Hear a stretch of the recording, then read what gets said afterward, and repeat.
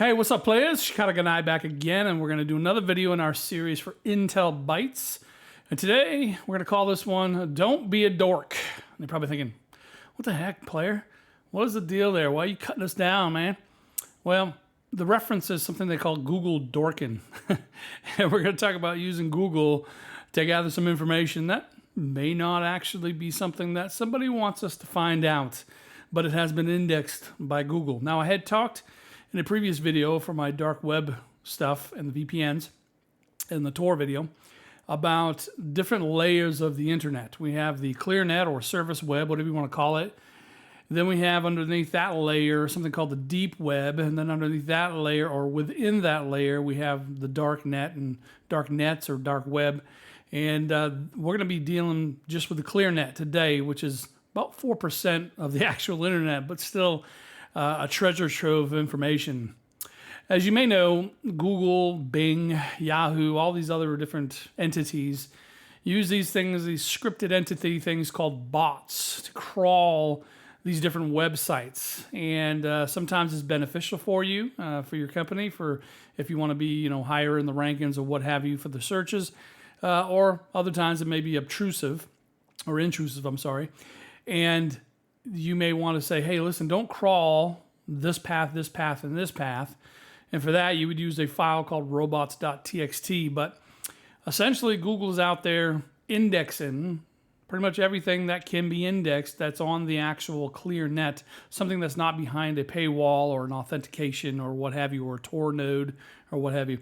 So that's the information we're going to be tapping into. Now, as much as we'd like to believe it, we would hope and think that administrators and server administrators in different companies are going to keep the information and data for that company behind some sort of firewall, some sort of authenticated portal of some sort. But in a lot of cases, they actually have a lot of information they may not even realize because they haven't done a solid inventory, is public facing and is actually being crawled by Google bots, Bing bots, all these other different ones. And they're indexing all of it. Now, there is a way to search in Google that everybody knows about, which is just essentially go into Google and search it. So if you just go to google.com, let's say, and you wanted to search up the awesome Angelina Jolie, right? Common sense tells you would just type in Angelina Jolie.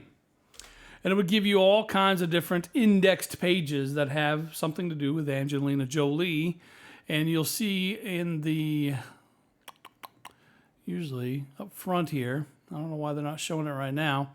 Usually they'll have listed up here all of the different references and how many it is. Wow, I wonder why it's not doing that. But anyways, usually it shows up at the top here. It'll say like 140 million hits or what have you. For some reason it's not doing that right now.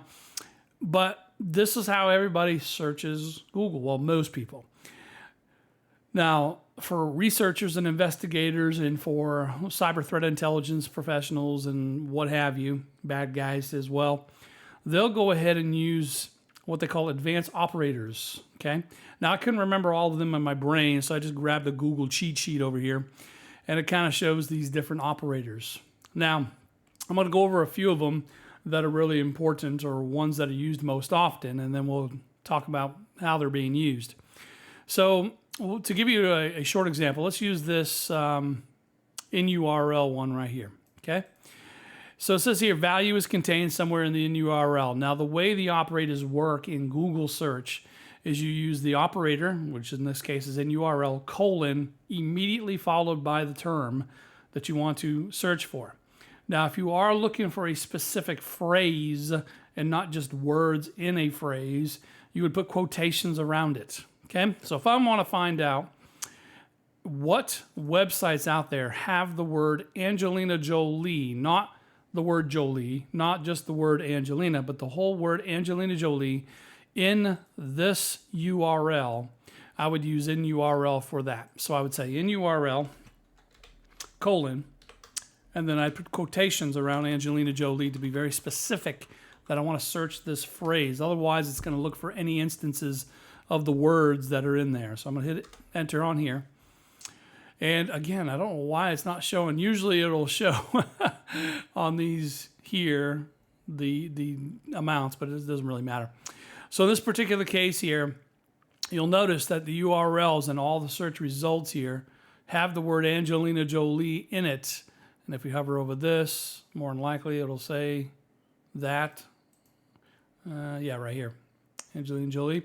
So that's how you can narrow down the search from 14 million to like maybe 10,000 or what have you. Because that's the idea of using these Google Dorks, they call them, is to try to narrow your search down to something more specific that can be useful for you whenever you're doing your osint or your investigations. Now, if I wanted to see if Angelina Jolie was in the text at all, and I didn't really care about the URL, I would then change this to whoops, let me go back to it again. I would change it to in text.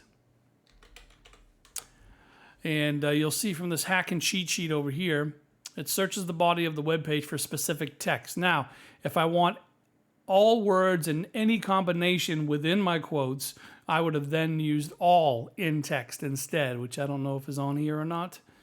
And I don't see it listed. But I would have used all in text in this particular case, right? So coming back here, now we can see we're not really concerned about the URL in this case here, as you can see right there in the URL, right? It's not always there, but in the text somewhere of that web page is the words Angelina Jolie, okay? And that's basically how that would work.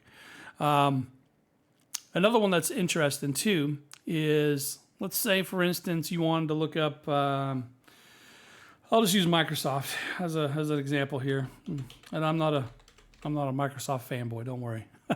I'm just using them as an example. So if I said I want to look for Microsoft.com, okay? Here's the official page, https://www.microsoft.com, and as you scroll down, you'll notice there's a few other ones here that have Microsoft in them and having to do with Microsoft, but I want to be more specific. So in this case here, I'm going to go ahead and click before it, and I'm going to type in the word site, and then Microsoft.com. Now, I don't have any spaces here, so I'm going to keep it without quotations in this case here. We'll hit search. And you'll notice here that now it's going to go ahead and look for every subdomain that has Microsoft.com in it. See that? So this is one way for your investigation if you're researching or doing an osint or a pen test and you wanted to get information about maybe some possible subdomains of a company that you're trying to do a pen test. Let's say the scope is pretty wide open and you're allowed to leverage subdomains of that other than the actual main URL of the target that you're going after. This is a good way to go ahead and get a little bit more granular on that particular one, okay? Now let me also introduce you to something where they use mathematical operators as well. So let's say, yes, I did want site Microsoft.com, anything ending in Microsoft.com. However, I don't want the actual www.microsoft.com returned to my results. I would use a minus in this case. I'm doing a space, by the way, after that. So there's that. There's a space. And I do a minus, and then I say www.microsoft.com. And I misspelled that.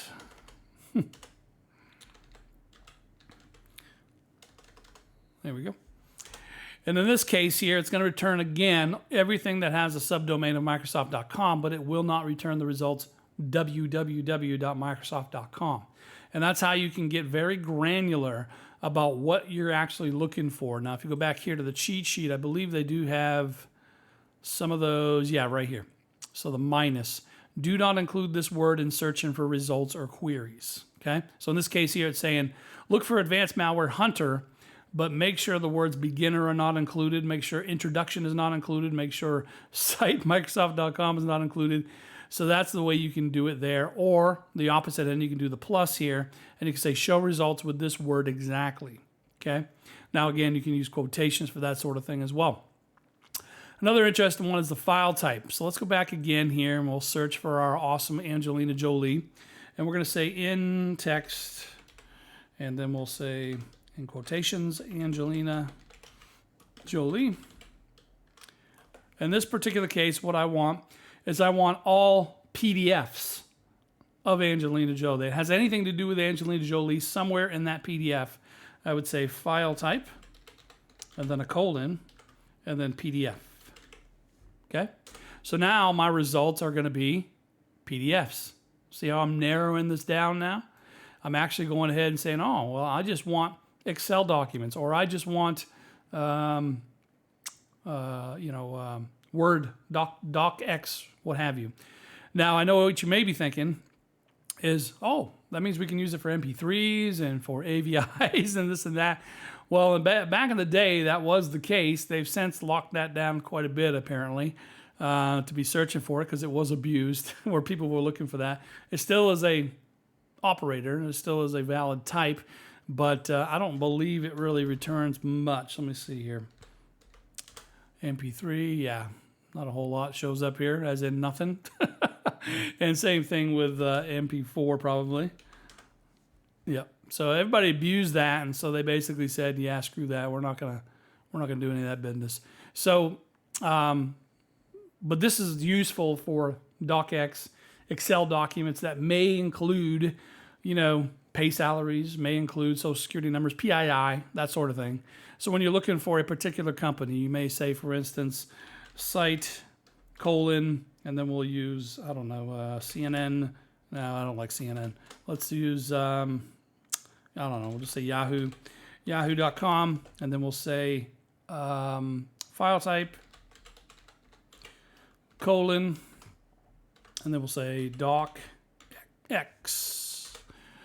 And now this is something that will show up because Google likes to do this nonsense. They don't like people using this advanced search in rapid succession with all these different operators for some reason. It's not going to stop you. It's just always going to put up a caption to make sure that you're not some sort of bot of any type. So that's the idea behind it. All right, I think we're good.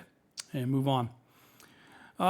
So yeah, I mean, looks like the only doc that shows up in here is just one of them for here for this. So that's a good way to actually look and see, what is actually, is there any specific interest in files or documents that are in the target that I'm actually looking for. So whatever target URL or domain that you're looking for, that's what you would use that. Another one is called related, and it will try to find anything related to certain sites. So I have a blues website that I use. I have a couple of albums as the Blues Preacher.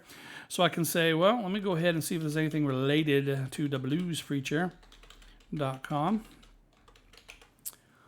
And then from there, looks like it doesn't find anything. Maybe I have to put www? Not sure.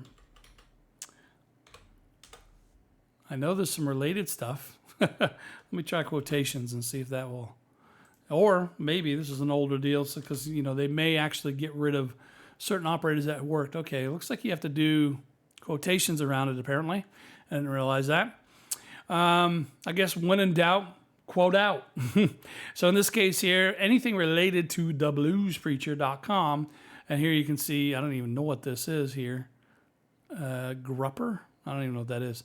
But yes, I do have some SoundClick stuff. SoundCloud, yes, that's true. Wow. What am I in? Some sort of profile or blog, apparently? Let me check that out. I didn't realize that. And this is a good way for you to find out. What was this? Oh, did I? Oh, it was just me adding a comment. Okay. So in this case here, it found me, my name listed in here. So that's kind of interesting. I did play in Second Life for about 10 years. So yes, I would be in Second Life. Yeah, so interesting stuff. So anything related to the actual target that you're going for or target domain, this may pull up some stuff that you didn't know existed related to that particular domain. Pretty cool stuff. Some of the other ones here, info and link, not really used a ton. You can also use the or and, usually typically with a pipe symbol. So you can say Angelina Jolie or Brad Pitt, something like that, and it will return results of either one of those. Now, who actually made this popular back in the day was a guy named Johnny Long. Great speaker. He was always spoke at some different DEF CONs and things like that. He's since gone on to be a missionary, and he has the Hackers for Charity, I believe it's called. So he pretty much got rid of the project and exploit DB took on the project, but he had originally from his site a Google hacking database, and essentially what it was different people from around the world would figure out ways to use these advanced searches to get some hacking type of information. So essentially a bunch of hackers put it in a big list of what they figured out, and they said, oh, if I did this search query for Hi blah, there. blah, blah, I'm Cortana, sonic wall and router. I'm here to help. A little sign in here, a touch of Wi-Fi there, and we'll have your PC ready for all you. Hold on a second. You probably don't hear it, but something popped up on my audio here. There we go. Let me get rid of that. So anyways, so they would say, okay, I want to craft some sort of PII hack for a sonic wall and see if there's any, passwords being listed out there, or if there's any FTPs that are listed open directories, things like that. And they would curate all these different searches and they would list them in this big Google hacking database. Since Johnny Lang went off and did the missionary work, the exploit database had then taken over this particular database, and it's still really active today. And so let's go down. Now that we kind of know some of the more common things like these ones right here, let's go down through some of these and break them down and see exactly what the heck these are. Now, I will give a disclosure here. You may actually, it's not illegal to search Google and use this as research. Once, though, you click in and you start logging in and you start messing. For instance, I found one at one time during a class I was teaching where it was a public-facing router that nobody had a admin login for it. And it was essentially just goes directly to this person's router. And as you move the mouse around, you can see that you could click and change everything on there. So essentially, I could have, if I was a bad guy, I could have destroyed everything that he had because he didn't put this behind anything. It was all wide open. Once you start messing with that kind of thing, okay, now you're moving into illegal territory. So I do not condone it. I do condone, however, learning how these are created and what information could possibly be gleaned from it. But once you act on the information you find, that's when it moves into illegal. Don't do it. So I do not condone that in the least, okay? But I do want to show you that this does reveal some things that you may want to run on your own self or your own company to see if you are actually public-facing like this. So let's take a look at some of these real quick here. All right, let's take a look at the first one. We'll just grab these at random. I didn't go over any of these, so I don't really know what they'll return. So if I click on something and it returns something that is yours, sorry. So in this case, it's saying in title. Now when it says in title, let's go back here real quick and let's go, I'll just click on this one here. So when you right click and you go to views page source, HTML is the language of web pages, and they usually will have HTML and then a header will be under the tag head right there. And then after that will be another HTML tag called title. And that's what displays up on the top here, okay, up on the top of your actual tab. And these are the words inside of it. So if I'm doing an in title search, it's because I'm looking for the words in this particular tag, okay? So in this case, it's saying in the title, Zap Scan and Report. So Zap is a similar to Burp Suite. It's a web application scanner. Looks for vulnerabilities. It's by the company OWASP. And when you publish a report in HTML, it will usually have in the title of that HTML page the words Zap Scan and Report. Now, if it has something different for you by default, then you would search for that instead of this. And this right here is telling you to also add in words in the title, alert detail. So let's go ahead and click on this real quick here, and it will kind of explain what it's doing usually.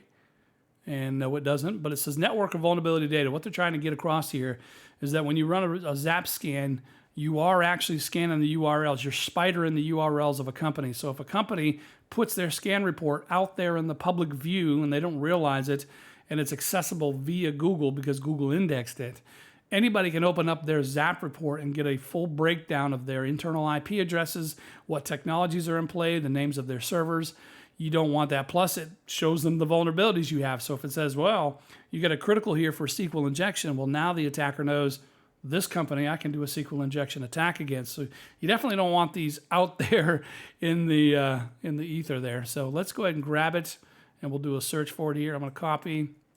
Now, I don't actually use Google by default as my default engine, so I actually have to physically type it in here. I use DuckDuckGo. You should use DuckDuckGo, by the way, except when you're doing this research. All right, so let's do that, and let's see what happens. Okay, so let's see. USGS Gov. I wonder if there's a preview. Yeah. I probably don't want to tap into any of that stuff there. But as you can see here, it's looking like, now keep in mind, some of these are also what they call honeypots.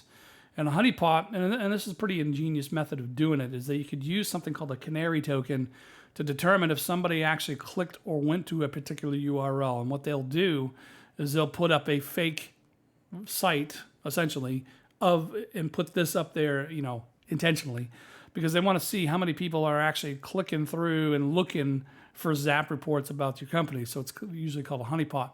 So not all of these results that you'll get are actually really legit sites. They're they're sometimes honeypots, and sometimes they'll even tell you that.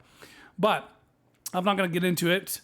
I'm not going to click on it and start looking through them, but I wanted to show you here, as you can see in the text details, it shows some different things like this cat here, cyberpsychology.com, blah, blah, blah, is SQL injection, but it says here sample reports. So my guess is BWAP, in this case here, I know, is an actual purposely vulnerable VM. So more than likely, it's just a test thing that they did with a test VM. It's probably not legit.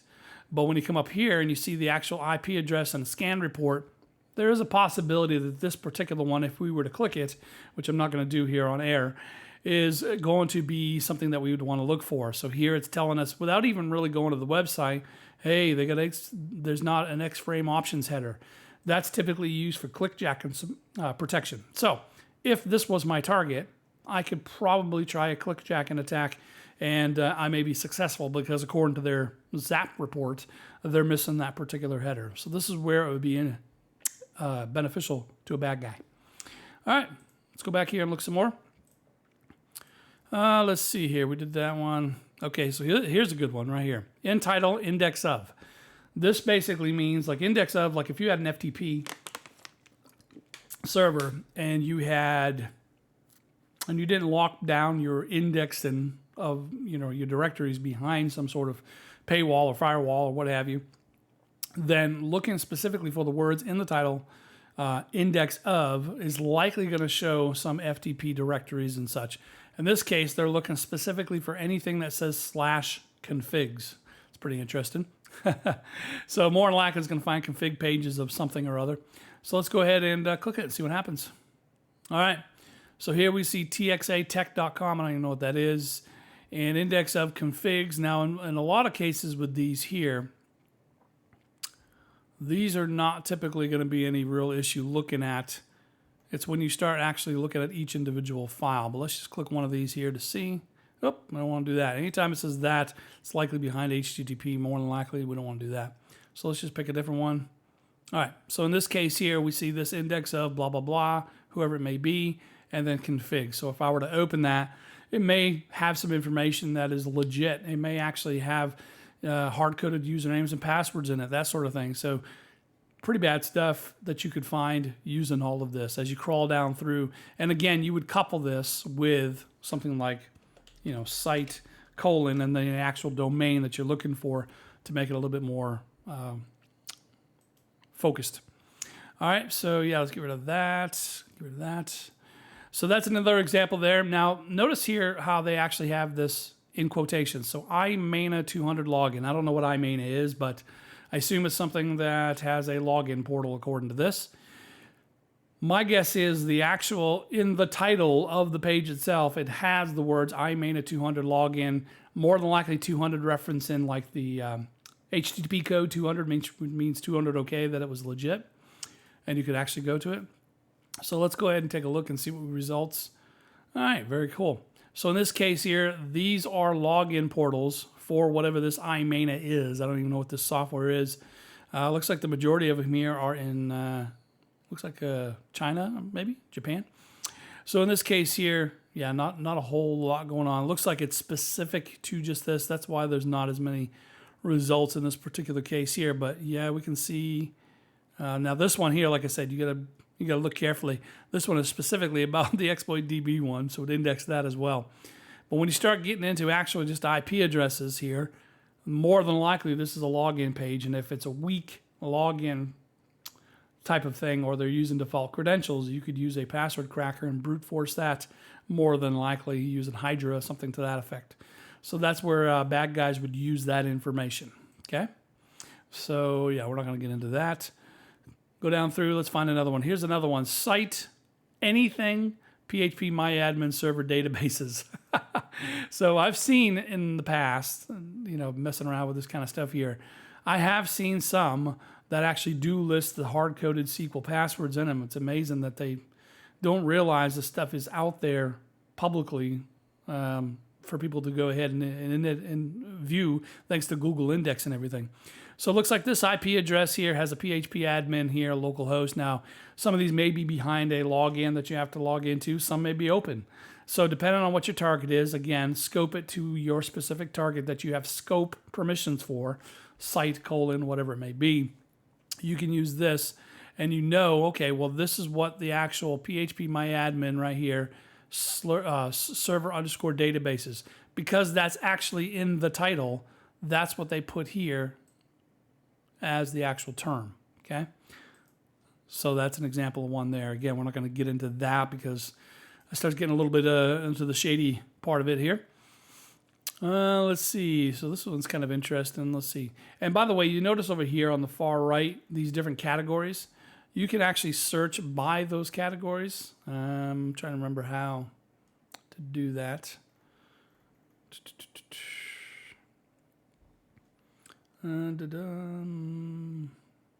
Maybe under search. Let's try that. There we go. Type, maybe. I can't remember how to do it. Filters. Category. There we go. So I can say files containing usernames. Oh, interesting. What else we got here? Files containing passwords. Here's some sensitive online shopping info. Let's look at the files containing passwords.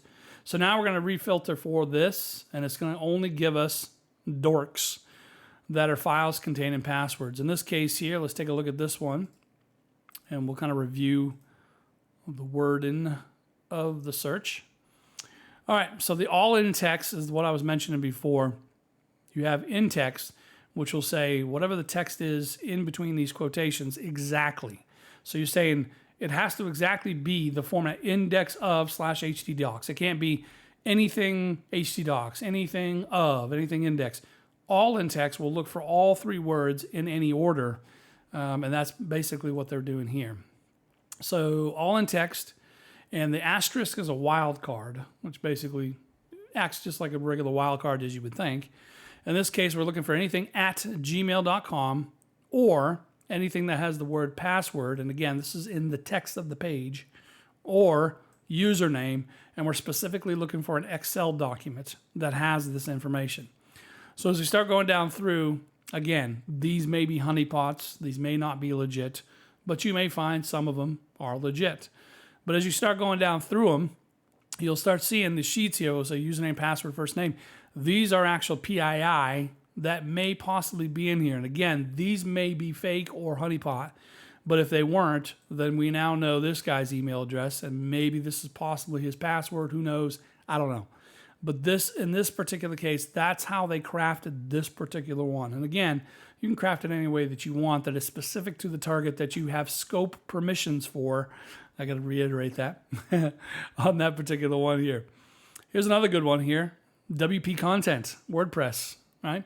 So we're looking for in the URL WP-content, because as one of the paths, you have WP-content, you have WP- I think it's login or admin login or something. You know you're looking specifically for anything that has that. And again, you would scope this using site.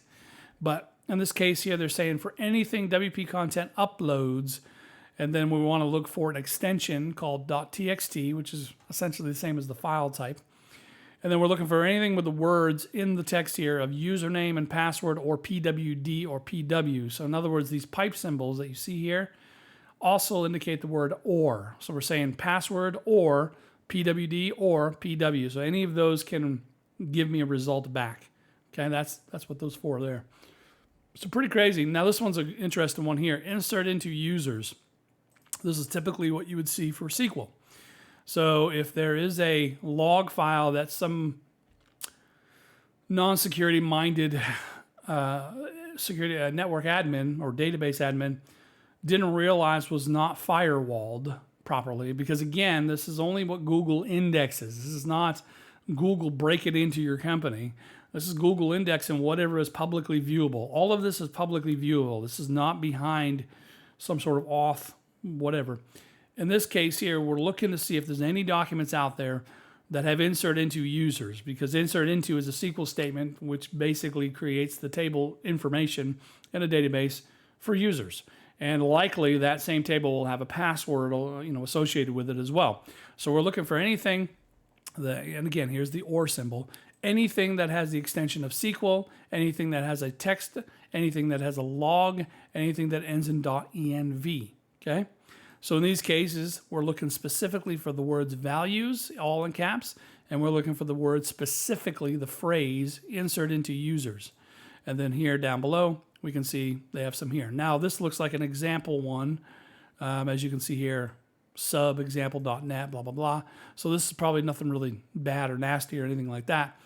But you'll notice here the insert into users with the values. Notice the words insert into, the word users, and the word values, which is why they have it here. Now, Google search is not case sensitive, so it doesn't really matter about putting this in capital letters, but for some reason they did there. But in this case here, that's what they're specifically gleaning or trying to get is information about these, hopefully these random text files out there on a public facing server that actually has value, some PII information in them that they can go ahead and tap into. Drop constraint. Looks like create table. Interesting. But anyways, I'm not going to click on any of these because in case there is some real legit information, we don't want none of that. But that's basically where that falls into play. And that kind of like really gets into the meat of what this particular Google hacking can do. I wanted to make kind of a short video today about it, just so you kind of get an idea. But as you can see here, you can look for online devices, sensitive directories, like that one there. In this case here, this is an interesting one, this PEM one. This is looking for certificates, PEM being the actual certificate. There we go. So in this particular case here, somebody may have stored their actual certificates in a unsecured location. And if it's an SSH type of certificate, what have you, or a private key or whatever, they can utilize that because they now have it to be able to log in via SSH, what have you. So in this case here, having these particular keys, now in these ones here, they may just be the public keys, who knows, but this is another way to look at it again. So you have in title. We're looking again for the title of the page itself. So up here, and this is the title, not the URL. This is the URL. This would be the title that has the words index of, which is right there. And in text has the word client.key.pem. So here's the in text portion right there. Okay. That's how you would use it. So there's a lot of things you can do with this Google hacking database and Google hacking in general that will be beneficial. Now, I always do mine behind a VPN, just in case. I always do my VPN for everything for that. And I think what we'll do for another one down the road here in the near future is one on Shodan. Shodan's another one that's it's not Google Dorking or anything, but it's essentially looking for, it port scans the entire internet for anything public facing. And it can be a brutal search engine to show and actually log into different things. I've seen some examples of water treatment plants or something, a power grid over in Portugal or something like that, where they haven't actually locked down the administrative interface or the SCADA interface behind any type of firewall or auth at all. And you can get to them directly from Shodan. So pretty crazy stuff. So maybe the next time we'll get into talking a little bit about Shodan, which is another pretty crazy search engine. Census is another one. By the way, these sort of searches like this can also be done with Bing. Bing also has advanced operators. And some of the other search engines also have their own operators. But Google usually is the one I go to because I believe it probably has a lot more in their index because they're a lot more invasive than most. So I tend to find probably more information off that. Plus the Google Hacking databases here, which is pretty awesome. But do be aware you can do this with any search engine that has some sort of advanced search capabilities. This case, we're using it for either good or bad. In this case, I'm using it for instruction to let you know that this is a good way for you to find out what a bad guy could see from the outside about your company or about yourself personally by actually knowing, let's say, you had a certain firewall and you know that a certain login page had the words whatever in it. You could make a Google Dork, do it to your own company and see, is my stuff publicly viewable? And if so, now I know a bad guy can do that, and I now know I need to lock this down behind a firewall of some sort. So this is a good, useful tool for yourself to do your own recon on your own company as well. So pretty awesome stuff. Google hacking, Google dorking. Don't be a dork, which you're not. You're an awesome audience. So until next time, this is Shikata Ganai signing off. So peace out, players.